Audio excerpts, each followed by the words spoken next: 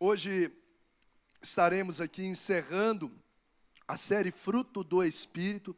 São 9 virtudes que compõem o fruto do Espírito.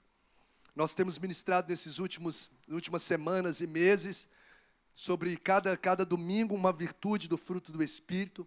E a última delas, domingo passado, foi fidelidade, com base na vida de Daniel. E a última delas é domínio próprio. Domínio próprio. Dá tempo de ir embora ainda. Domínio próprio. Amém. E o texto base vai ser Gálatas, capítulo de número 5.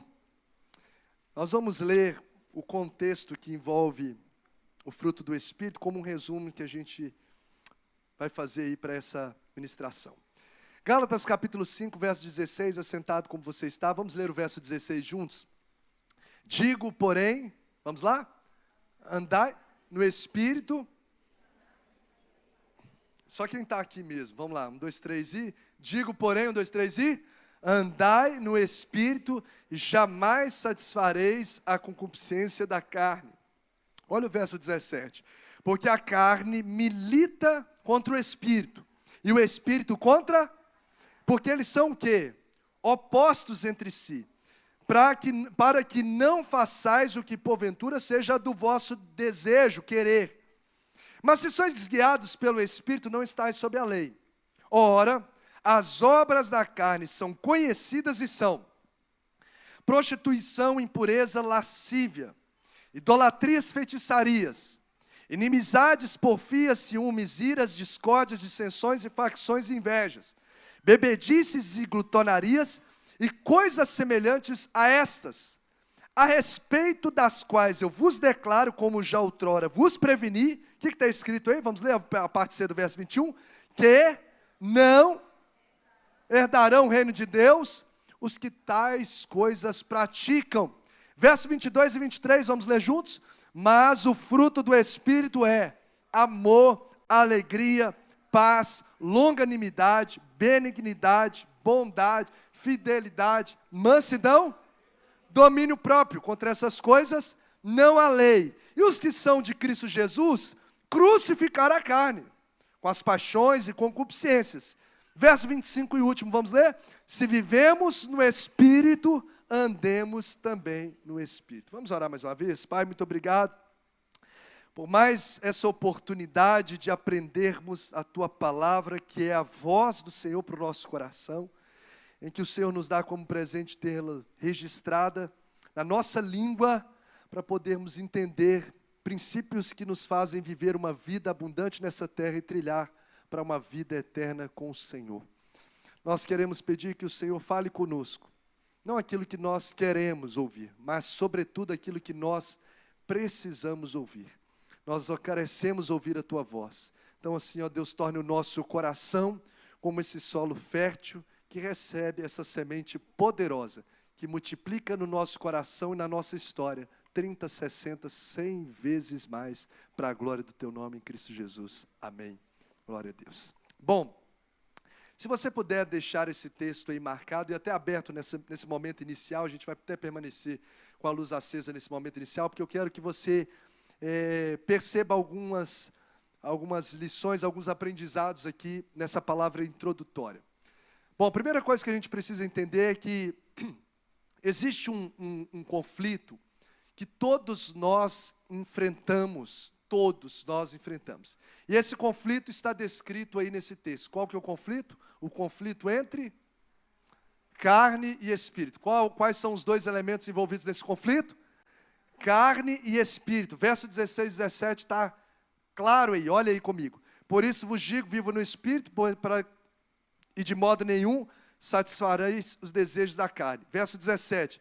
Pois a carne milita contra o espírito, e o espírito contra a carne, e eles estão em conflito, são opostos entre si. Então, há um conflito aqui muito nítido, explícito, da carne e do espírito. O que é a carne dentro do contexto? A carne aqui significa o que nós somos por natureza.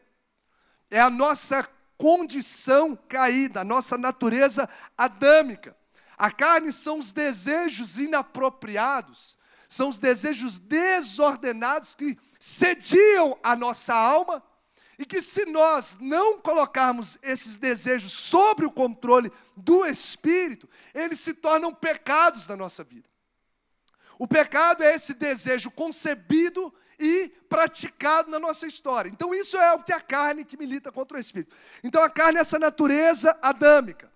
E o Espírito é a nova natureza gerada pelo Espírito Santo na vida daquele que encontra com Cristo. Então, quando você tem um encontro com Cristo, você tem esse conflito entre a carne e o Espírito. Trazendo aí o paralelo entre ambos, John Stott, ele diz assim: poderíamos dizer que a carne representa o que somos por nascimento natural, e o Espírito é o que nos tornamos pelo novo nascimento sobrenatural. O novo nascimento gerado pelo Espírito Santo. Então a gente está vendo aqui, o texto é claro, falando que eles são opostos. Eles militam um com o outro. E aqui tem as obras da carne relatadas para nós, que estão descritas nesse texto. Eu falei há algumas semanas ou meses, talvez, que nós estávamos ministrando, que esse conflito entre carne e espírito, eles carregam características que a gente pode dizer que tem 3 Is dos conflitos entre carne e espírito. Quais são os 3 Is? Is da letra I mesmo. Alguém lembra quando eu falei os 3 Is do conflito entre carne e espírito? Olha, que bom que o pessoal lembra. Então vamos lá. O primeiro I, nem eu também lembrava, por isso que eu anotei aqui, então está perdoado, estou brincando. Primeiro I do conflito entre carne e espírito, que faz muito sentido para as aplicações para o nosso coração, é que esse conflito é inevitável. Então, para a gente poder facilitar a memorização, vamos lá? O conflito entre carne e espírito, primeiro I, ele é o quê? Inevitável. É inevitável. Ou seja, absolutamente todo cristão enfrenta. Pastor, missionário não enfrenta não, né? Não. Crente antigo, crente novo. Pessoa que tem cargo na igreja ou que talvez não tem nenhum cargo na igreja. Seja uma pessoa que tem vida de oração intensa ou vida de oração rasa. Pessoa que lê a Bíblia, pessoa que não lê. Todo cristão é inevitável enfrentar o conflito entre carne e espírito. Você vai ver que José sofreu conflito assim, sim ou não? Sim, tanto que ele foi tentado. Noé enfrentou, Jesus enfrentou as tentações para transformar pedras e pães e tantos outros. Então, é inevitável. Então, passar por tentações, meu irmão, todos nós vamos passar. Todos nós vamos passar por tentações. Você não é mais atacado. Tem vezes que vai vir momentos de maior intensidade, outros de menor intensidade, mas todos nós vamos passar. Segundo I desse conflito é que esse conflito é interno. Primeiro, é inevitável. Segundo, ele é interno. O que significa isso? Ele ataca primeiramente a nossa mente, o nosso coração. Esse conflito, o texto nos fala no verso 19, dá uma olhadinha no verso 19. O verso 19 nos mostra aqui as evidências externas. Mas essas evidências externas, elas começam internamente. O verso 19 nos mostra aí quais são as obras da carne. Quais são que está aí? Estão aí? Prostituição, impureza e lascívia. Aqui são pecados de cunho sexual. Dentro da área da sexualidade, desejos avassaladores. E são obras da carne. Paulo coloca mais ou menos por categorias para mostrar para a gente o quanto que essas obras da carne circundam várias áreas da nossa vida. Você segue dizendo, verso de número 20, ele fala o que aí, logo depois? 2 deles. Idolatria, feitiçarias, voltado para as questões espirituais e religiosas. Então, obras da carne manifestas, externamente. Outros agora, ele fala sobre pecados de relacionamentos. São 8 aí descritos: inimizades, porfias, ciúmes, iras, discórdia, dissensões, facções e invejas. Então, relacionamentos interpessoais, obras da carne nos relacionamentos. E ele coloca em relação à alimentação, ao corpo físico aí, ó, bebedice, glutonaria, comer muito. Bebida, a embriaguez. E como essa lista não é finita, ele diz, e coisas semelhantes a essa, a respeito das quais ele declara lá as advertências. Então, o que eu quero dizer? As obras que são manifestas externamente, elas começam internamente. Saber que essa carne, essa luta entre carne e espírito, começa internamente, nos faz entender que nós precisamos, sobretudo, blindar a nossa mente e o nosso coração. Você sabia que cerca de 85% dos pensamentos que compõem aqui, que entram na sua mente, 85% eles veem, eles nascem, eles surgem, eles são gerados através daquilo que você vê e ouve. Ou seja, aquilo que eu estou vendo no Instagram, a série que eu escuto, que eu decido assistir, os livros que eu decido ler, as conversas que eu decido ter com as pessoas, o tipo de assunto, o que eu vejo na internet. Enfim, essas coisas estão formatando aquilo que eu penso. E é daqui que nascem as obras da carne. Porque antes de uma pessoa cometer um homicídio, eu já até usei esse exemplo que faz sentido para mim. Antes de você matar alguém externamente, primeiro a pessoa mata a pessoa aonde? Na mente, no coração. Se não, primeiro ela assassina a pessoa aqui. Sim ou não, gente? Sim. Então, antes de uma pessoa envolver na prostituição com uma outra, envolver fisicamente, ela já envolveu aonde? Sexualmente com essa pessoa aonde? Na mente. Então, os conflitos entre carne e espírito, eles começam internamente, eles são internos. Por isso a gente precisa blindar o nosso coração. É tão claro isso que o próprio Jesus diz em Mateus capítulo de número 15, verso de número 19, ele diz assim, Mateus 15, 19. Você pode ficar à vontade para conferir que diz assim, ó. Porque do coração internamente, né, o coração como o homem interior, procedem os maus desígnios, homicídios, adultérios, Jesus dizendo, prostituição, furtos, falsos testemunhos e blasfêmias. Então todas essas coisas são geradas internamente no coração. E se eu agora começo a entender que eu preciso então blindar a minha mente. Ou seja, muitas das coisas que podem me fazer ser vencido pela carne, está diante daquilo que eu vejo e eu ouço. O que você tem visto na internet? O que você tem assistido nas séries, nos filmes? Que tipo de assunto você tem conversado? Isso está forjando a mente. Tanto que para tratar de ansiedade, Paulo diz em Filipenses 4:8 que o que deve ocupar a nossa mente? Aquilo que é bom, aquilo que é perfeito, aquilo que é boa fama, aquilo que é agradável. Sim ou não, gente? Deve ocupar a nossa mente. Tanto que o salmista, para falar sobre a pessoa ser bem-aventurada, extremamente feliz, ele fala para a pessoa que antes medita na lei do Senhor, de dia e de noite, encha a sua cabeça da palavra de Deus. Encha a sua mente dos princípios da palavra. Porque se a nossa mente não estiver nutrida pelos princípios da palavra, ela estará sendo suscetível aos ataques e desejos da carne. E eu vou te mostrar o quanto que isso é grave. O quanto que isso é importantíssimo de nós entendermos. Então esse conflito, ele começa internamente.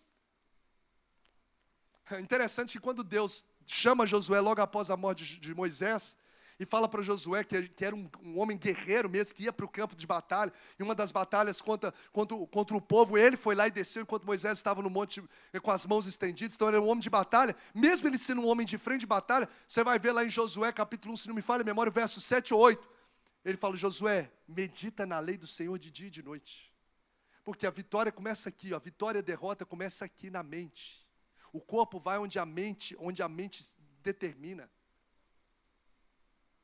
A mente, ela influencia os nossos pensamentos, influencia nos nossos sentimentos.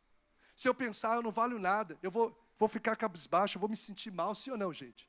E isso vai determinar as minhas posturas, tudo começa na mente. Então, o conflito entre carne e espírito começa aonde? Na mente. Por isso que eu preciso nutrir a minha mente com a palavra de Deus, para vencer essa batalha. Mas esse conflito, primeiro, ele é inevitável.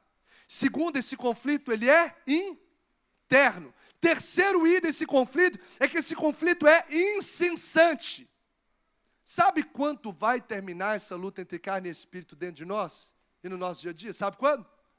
Só quando Jesus voltar. Ou quando a gente for para a glória. Enquanto eu e você estivermos aqui nessa terra, nós vamos enfrentar o conflito entre a carne e o espírito. O que isso tem como princípio para a minha vida nessa batalha? Que é constante, que é ininterrupto. Que eu e você não podemos baixar a guarda. Agora eu não vou mais buscar a Deus. Se a gente baixa a guarda, nós nos tornaremos vulneráveis aos ataques do inimigo. Então fale comigo aqui, quais são os 3 Is do conflito entre carne e espírito? Primeiro, ele é inevitável. Segundo, interno. Terceiro, incessante. Guarde isso. Eu não posso baixar a guarda. Eu preciso buscar a Deus. Eu estava conversando com os meninos, os missionários, lembrando da Europa. Gente, a Europa foi o berço da reforma protestante. Uma mudança de realidades, de avivamentos. Tantos avivamentos do século XVII, XVIII aconteceram na Europa.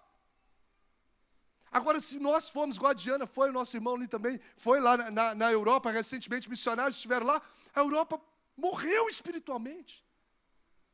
Porque não adianta você viver uma experiência com Deus e depois baixar a guarda.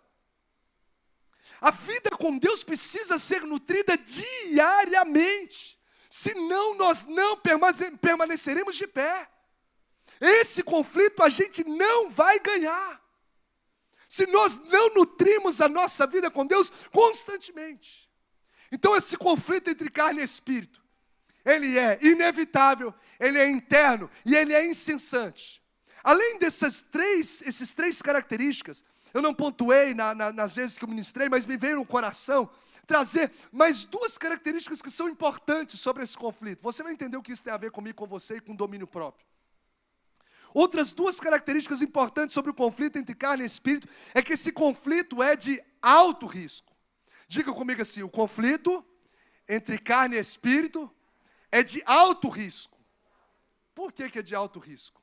Porque você vai observar aqui, se nós não controlarmos os desejos da carne, se os desejos da carne ganharem essa batalha dentro de nós, a advertência daquilo que vai acontecer já está nitidamente declarada. E o que é? Quem sabe aí? Capítulo de número 5, verso de número 21, diz o quê?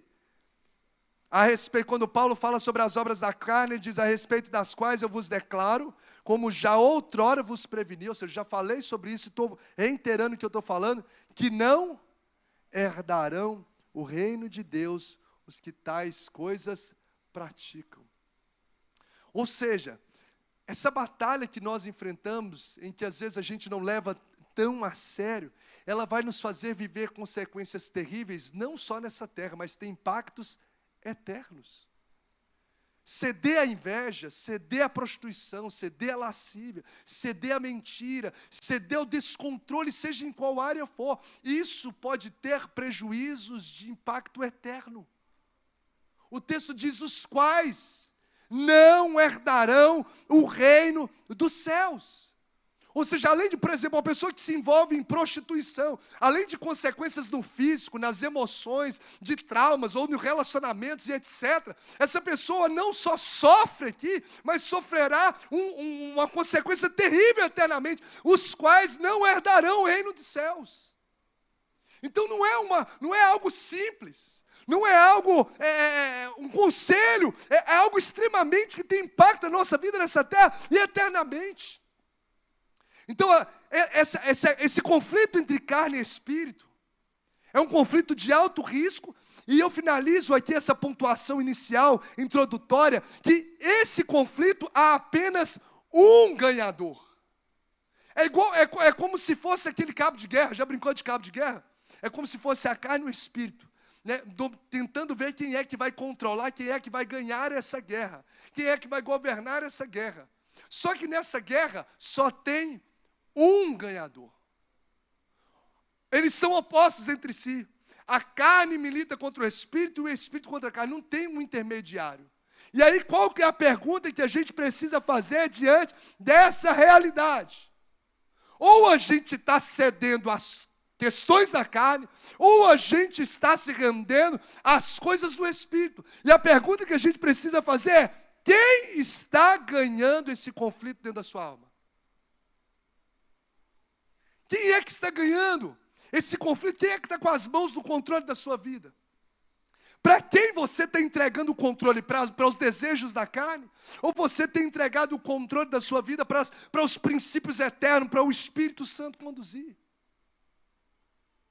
Pense sobre isso dentro do seu ambiente familiar. Pense sobre isso no seu dia a dia, naquilo que você vê, naquilo que você ouve, na forma como você relaciona com as pessoas. Quem tem ganhado essa briga? Esse conflito que acontece internamente, será que são os seus desejos? Será que são os nossos desejos desordenados, inapropriados? Ou será que são os princípios eternos da palavra de Deus?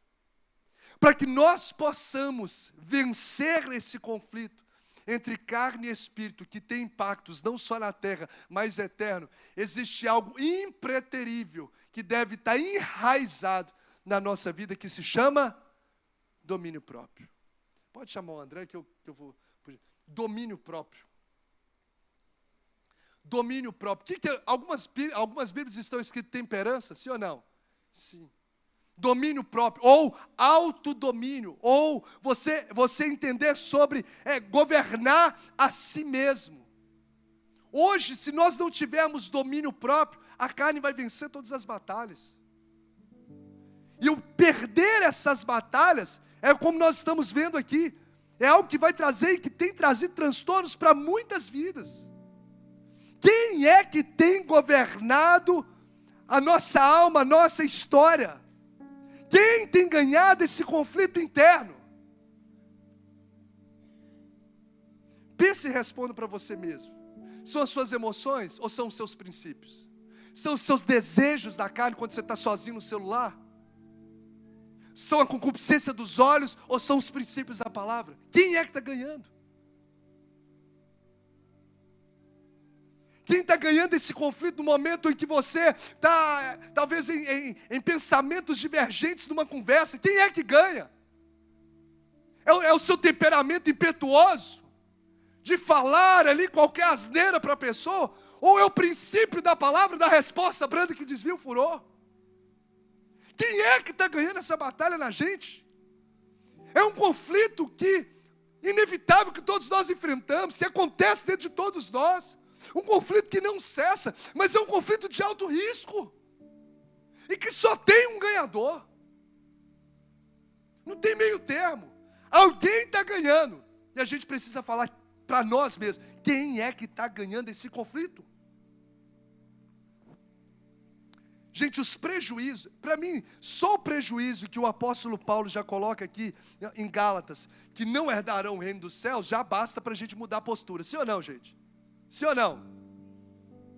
Só que você fala, isso aí tem impacto eterno. O meu descontrole emocional, o meu descontrole na alimentação, o meu descontrole financeiro, o meu descontrole nos meus relacionamentos, meus descontroles nos meus apetites sexuais, o meu descontrole naquilo que eu vejo, isso tem impacto na minha eternidade. Já bastava. Só que isso também traz prejuízos terríveis na sua vida e na minha vida nessa terra.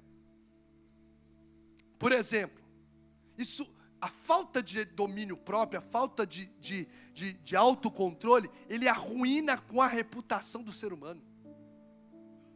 Tem um livro que chama O Corpo Fala, onde ele afirma que o nosso corpo, as nossas atitudes, que o nosso corpo é um dos nossos maiores acusadores.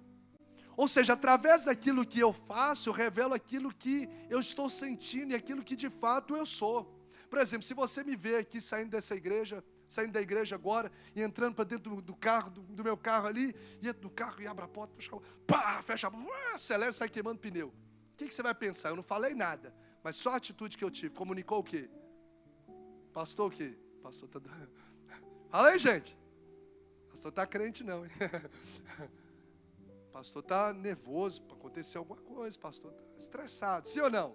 O corpo fala. Então o nosso descontrole diante de situações queima o nosso filme, arruína a nossa reputação. Isso fala de testemunho. Isso fala de eu me tornar muitas vezes pedra de tropeço.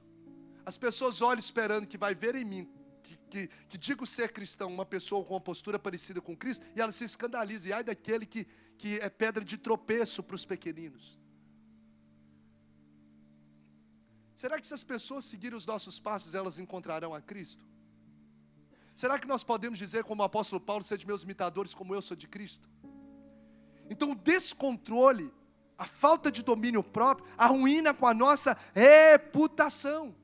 Porque o corpo fala, gente. O corpo ele expressa. Se eu estiver aqui comendo unha, olhando para baixo, você vai falar, pastor, está ansioso, está nervoso, está preocupado com alguma coisa. Se eu olhar de cara feia para a situação, o corpo fala. Então isso está construindo ou desconstruindo o meu testemunho. Então a falta de descontrole, por exemplo, se você vê uma pessoa que não, eu sempre uso situações de trânsito, por exemplo, que chegou, foi lá fechado do trânsito, e a pessoa começa a xingar o cara. Imagina, o cara fechou ele lá, seu filho de Jezabel, e não sei, e começa a xingar, você está de fora aqui, você só está vendo a situação. Que leitura que você vai fazer desse cara? Positiva ou negativa? Negativa. Você contrataria talvez um cara desse para trabalhar com você? Se esse cara chega e te convida para estar na igreja, rapaz, você podia, desculpa, você podia ir lá na minha igreja, depois que ele xingou ali. Tá entendendo, gente? Tá dando para entender, sim ou não? O quanto que isso tem impactos na nossa reputação, no nosso testemunho, a falta de controle. Às vezes em futebol, em jogo de futebol, em conversas sobre política, em conversas dentro de casa.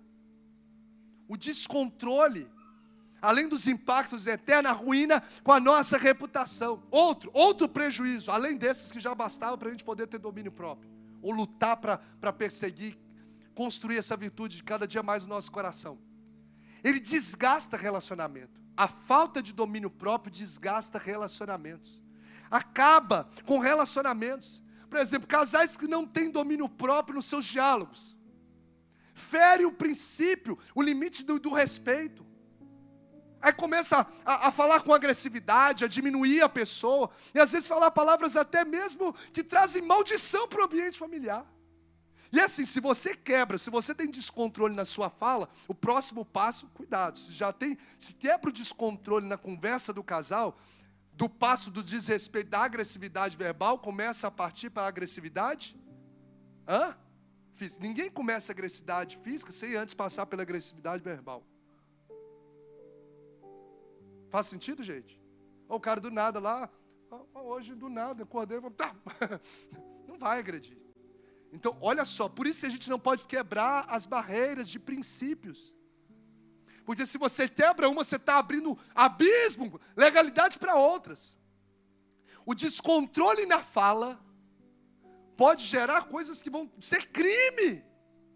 E aí depois o camarada segura, depois de segurar ele sacoleja, depois de sacolejar ele espreme na parede, depois de espremer, agride.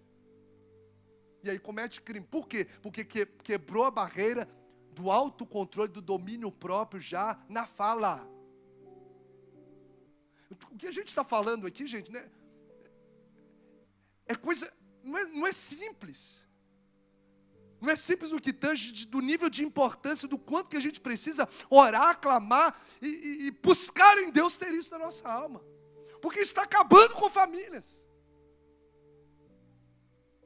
Quem já teve a triste realidade de ver dentro de casa, na vida talvez dos seus pais, cenas de agressão verbal ou física? Dá um sinal aqui além de mim.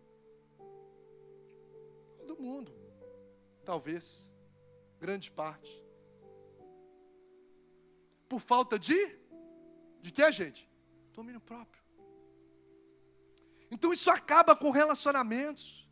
Isso acaba com gerações. Porque muitos filhos, jovens, adolescentes, não querem voltar para o ambiente dentro de casa. Não querem voltar para lá, porque o lar é o inferno, não tem domínio próprio. Os pais não governam as suas falas, não tem limites. Eu lembro quando meu pai, naquela fase do alcoolismo, muito exacerbado, era um homem respeitoso até antes do álcool, depois do álcool se tornou muito desrespeitoso no trato com a minha mãe, com a nossa família. Eu tinha dias que eu saía do trabalho, eu ia para a igreja, sempre envolvido muito no ministério de louvor, aquela coisa toda. E eu não acabava o culto, aí eu queria sair com os meus, eu queria fazer tudo para não poder chegar em casa, porque eu sei que o descontrole dele com a bebida gerava os descontroles dele com a fala com a minha mãe, comigo e com as ações até mesmo físicas. Então muitos filhos às vezes não querem voltar para casa porque pais não têm domínio próprio. Isso está acabando, arruinando com uma geração. Lá na frente esse menino talvez não vai querer nem casar, porque não teve referencial. Eu casar para viver, aquilo ali é casamento? Deus me livre. Olha a responsabilidade que está em nós por falta de domínio próprio. A Bíblia diz, gente, que é melhor você ter domínio próprio do que é melhor a pessoa ter autocontrole do que ser um guerreiro que conquista uma cidade. Isso está em Provérbios, eu anotei em algum momento aqui, Provérbios 16, se alguém puder ir pesquisar, depois eu encontro para vocês. Em vez de você, é melhor do que você ser um camarada que conquista uma cidade, admirado, ovacionado, é você aprender a governar a si mesmo. É você aprender, é eu aprender a governar a mim mesmo. Porque a falta de domínio próprio traz prejuízos em relacionamentos, na reputação, no nosso testemunho. A falta de domínio próprio traz prejuízos para a nossa saúde física. A Lu estava aqui no primeiro culto, e ela compartilhando aqui na interação, justamente quantas situações diárias aumentam a probabilidade de doenças crônicas quando você tem descontrole emocional. Aumenta a possibilidade de hipertensão, doenças autoimunes, câncer, infarto, AVC, distúrbios psicológicos por falta de controle, de ter descontrole emocional no dia a dia.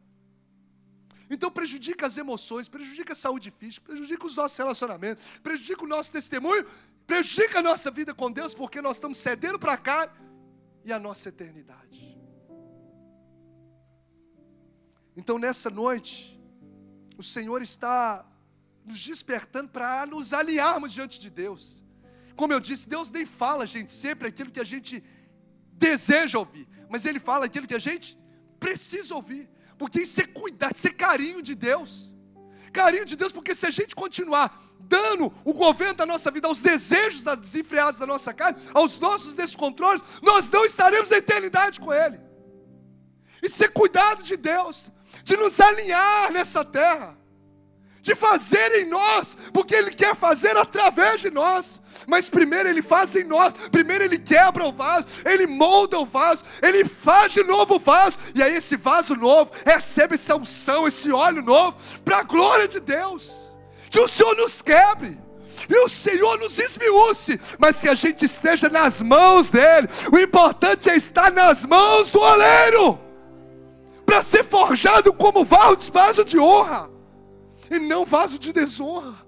Então o Senhor está lapidando o nosso coração nessa noite. O Senhor está alinhando o nosso coração, a nossa mente, os nossos relacionamentos, os nossos desejos desenfreados estão sendo agora freados pela palavra de Deus, porque Ele quer fazer algo novo na minha vida, na sua vida e através de nós.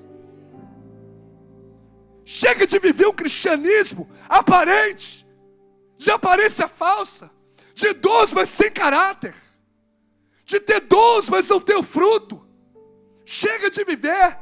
Nós precisamos ser os sermões, nós precisamos ser o evangelho que caminha nessas ruas.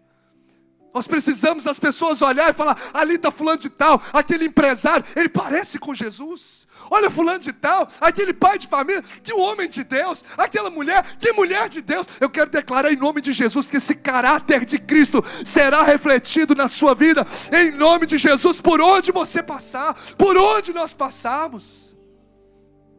É o que o mundo clama. Para a gente poder finalizar, autocontrole, domínio próprio. Eu anotei algumas definições aqui importantes com base na palavra grega que é egkrateia, que significa temperança, autodomínio. Ele diz assim, domínio próprio é a capacidade de manter-se no comando de suas ações e de suas reações em Deus. Domínio próprio é a característica daquele que não reage no primeiro impulso. Ou seja, a pessoa não ser impulsiva. O que é não ser impulsivo? É você ser prudente. A prudência é uma pessoa que calcula o impacto das suas ações. Antes dela agir, ela fala, se eu fizer isso, quais são os desdobramentos? Isso pode dar ruim, isso pode envergonhar o evangelho, então não vou fazer. Prudência é calcular os impactos das nossas ações. E a Bíblia diz que a prudência mora com a sabedoria. E na sabedoria a longevidade, a prosperidade, a saúde. Na sabedoria é a essência da própria vida em Deus. Tudo isso partir desse autocontrole. Então domínio próprio é a característica daquele que não reage no primeiro impulso. Domínio próprio, para mim, a definição que eu carrego no meu coração, com base em tantas outras definições, é que domínio próprio é a capacidade de controlar a si mesmo por meio do Espírito Santo. Então diga comigo, domínio próprio é a capacidade de controlar a mim mesmo por meio do Espírito Santo. Que a partir de hoje não seja as minhas emoções, não seja os meus traumas, não seja os meus achismos, não seja a minha carne que governe as minhas ações, mas seja o Espírito Santo de Deus. Porque se nós andamos no Espírito, nós jamais satisfaremos os desejos da nossa carne. É aprender de fato ter esse controle sobre as nossas emoções. Gente, tantas decisões são tomadas no afã das emoções. Tantas às vezes casais, eu falo às vezes muito sobre essa questão de casal, porque o casal está ali do dia a dia. E às vezes a pessoa que pensa automaticamente sempre vai ter pensamentos diferentes, às vezes declara nas emoções palavras tão prejudiciais. Vou sair de casa, eu quero divorciar, você não presta. Agora tem uma frase que me chama muita atenção, que diz assim, que as emoções elas são passageiras, mas as decisões elas são permanentes. Ou seja, a emoção, a raiva vai vir ali. Quem é que já passou um momento de raiva?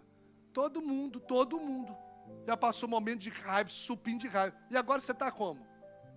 Você está de boa aí, né? Está ouvindo, está quase dormindo talvez, você está de boa, a raiva passou. Na verdade, segundo alguns estudiosos do comportamento humano, diz que a raiva, ela em 90 segundos, ela abaixa quase a nível de zero. Ou seja, aquele momento de pico de raiva, se você parar 90 segundos, respirar, ela vai chegando a quase nível zero. Porque as emoções, elas são passageiras. Só que o problema é o quê? Que a gente libera palavras muito fortes, toma decisões, ações, reações em momentos de emoções. Aí as emoções passam, e as decisões, as palavras permanecem na mente da pessoa. Geram legalidade sobre um casamento, legalidade do inferno às vezes, por falta de domínio próprio. E eu quero encerrar com um texto de Provérbios. Abre aí por gentileza em Provérbios 25, 28. Provérbios 25, 28.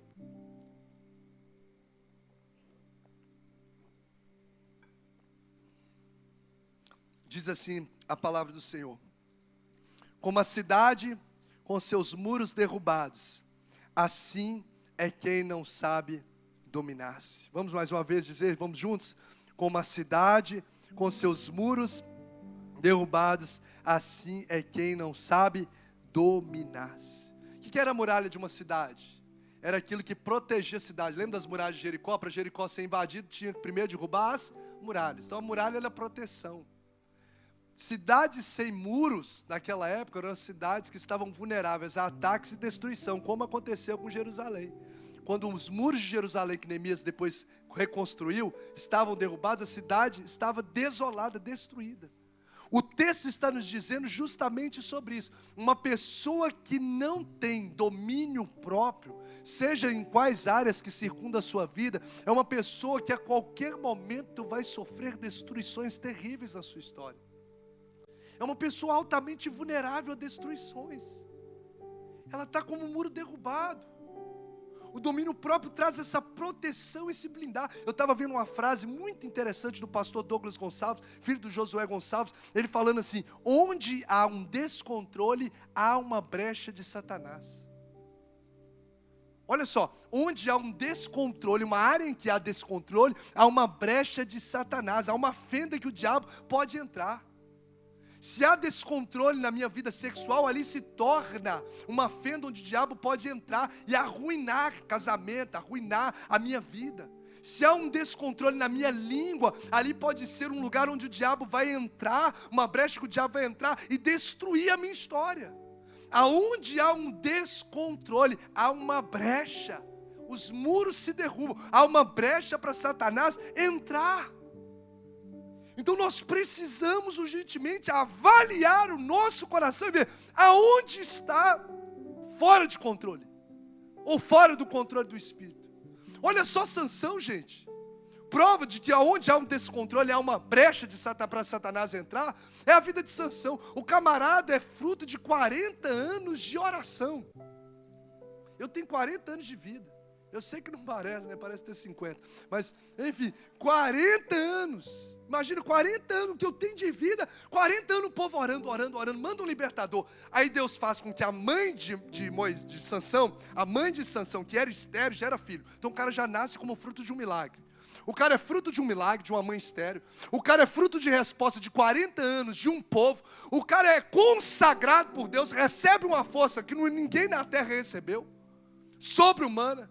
Mas esse camarada abre brechas na sua vida. Ele tem descontrole na área sexual. Ele tem descontrole na sua vida sentimental. E por causa dessa área em que ele há descontrole, Satanás acha uma brecha e destrói toda a sua vida. Se você ler lá a história de Sansão, você vai observar que Sansão, antes de cair com a Dalila, ele primeiro vê uma mulher do povo filisteu e fala assim: eu quero aquela mulher. Aí os pais dele falam: você não pode, meu filho, você tem o voto de Nazireu, você é do povo de Israel, aquela mulher cultua outro Deus, não pode. Estou parafraseando aqui. Você não pode envolver. Aí ele diz assim: ela me é agradável aos olhos. Ou seja, ele não teve domínio sobre essa questão da vida dela, me é agradável aos olhos, pode me trazer. Beleza, se envolveu com essa mulher, uma brecha se abriu por causa de descontrole nessa área sentimental, que a gente pode dizer também sexual, dos olhos, por falta de descontrole uma brecha se abriu. Por quê? Depois dessa mulher, ele se envolve com uma prostituta, Sansão, o cara consagrado, o cara fruto de oração, um cara com um poder do céu sobrenatural. Uma queixada de jumento mata 1000 pessoas. Cara escolhido para ser o libertador, mas não vigiou. Aí depois que ele envolve com a prostituta, olha a brecha, por causa de um descontrole em uma área, ele cai nos braços de Dalila. Um cara chamado para reinar, morre como um palhaço, lá rodeando, lá, ó. E os inimigos caçoando dele com os olhos atingidos, né? Cegos. Por causa de um descontrole numa área, a falta de controle numa área, houve brechas que trouxe destruição para a sua história e para a sua vida. Então, mais do que nunca, a gente precisa começar a avaliar e ver qual é a área da minha vida que eu perdi o controle, ou que não está sob o controle do Espírito. E agora eu encerro mesmo. Pastor tem uma mania de falar que vai encerrar e não encerra, né? Por isso o pastor Bruno faz isso direto, fala com ele depois. Onde que eu gero domínio próprio? Vou voltar a dizer o que eu digo praticamente todo domingo, que é o princípio elementar. No relacionamento com Deus. Porque ele é um fruto do Espírito. Se eu estou na videira, eu vou receber desse fruto. Porque, gente, é cultivar um relacionamento diário com Deus que vai me tornar sensível a essas áreas. E cultivar relacionamento diário com Deus nunca vai acontecer só domingo, só quarta, só em cultos de celebração. É no secreto. É no a sós com Ele. Tem uma frase de C.S. Lewis, eu anotei aqui. Tem uma frase de C.S. Lewis em que ele fala sobre a oração, achei. Diz assim, ó: as minhas orações não mudam a Deus, mas mudam a mim mesmo. Ou seja, quando a gente está em oração, a gente começa a se tornar sensível às coisas de Deus. Eu sei que você já viveu isso. Às vezes tem coisas que você não percebe na correria do dia a dia, mas quando você está lá no secreto, fala, falei aquilo com fulano, não foi legal. Ô Jesus, me perdoa. Eu olhei aquilo no celular, não foi legal, me perdoa. Pequei contra ti. Às vezes ali na oração, o Espírito de Deus vai trazendo isso no nosso coração. Sim ou não, gente? Por isso que é no relacionamento com Deus que a gente vai identificando essas situações. E a gente só muda aquilo que a gente identifica. Então quando eu identifico, nasce a oportunidade de eu criar soluções. Então eu identifico em Deus, eu me arrependo. Quando surge uma nova oportunidade, eu vou estar mais sensível a Deus nessa oportunidade. Para a gente conseguir ter esse controle do Espírito na nossa vida, a base essencial é relacionamento de intimidade diária com Deus. Você não precisa pagar nada, você só precisa entrar para o secreto e dizer: Senhor, eu quero relacionar contigo todos os dias. Eu quero ouvir a tua voz, eu quero falar contigo. E esse Espírito de Deus vai moldando o nosso coração. E aí a gente encerra lá naquele verso 16, que é o verso inicial. Ande no Espírito e jamais satisfareis os desejos da carne. Se eu ando no Espírito, os desejos da carne perdem a força. Lembra daquela ilustração que eu contei dos 2 cães que estão sempre brigando dentro de nós? Aquela ilustração faz muito sentido para isso. Os 2 cães, um bom e mau, um cruel e mau, e um bom e dócil, estão dentro do ser humano, como a carne e o espírito, o tempo todo brigando. E a pergunta foi do menino para o mestre lá: quem é que ganha essa batalha o tempo todo aí do cão mau e do cão bom? Quem é que ganha? Aquele que eu alimentar, esse é que vai vencer. Então, se eu me alimentar de Deus, alimentar da palavra de Deus, alimentar da presença de Deus, alimentar de ouvir as coisas, as músicas que vão edificar o meu coração, se eu me alimentar nas minhas conversas, não entregar os meus lábios, os meus pensamentos, o meu coração em conversas levianas, em conversas profanas, em conversas de falar mal dos outros. Não, eu quero falar assuntos que edificam, eu quero estar diante de Deus, eu quero alimentar de Deus todos os dias, meu irmão. Andar no Espírito, eu e você jamais satisfaremos os desejos da carne. E esse é o projeto de Deus para mim e para a sua vida. Somente nele, é só Ele que tem essa promessa e que garante essa promessa, que Ele veio para nos dar vida e vida com abundância. E eu declaro isso sobre a sua vida, sobre a sua casa, sobre a vida dos seus filhos, sobre a sua geração, para a glória de Jesus. Amém e amém. Você pode aplaudir a Jesus, a palavra de Deus. Bendito seja o nome do Senhor Jesus.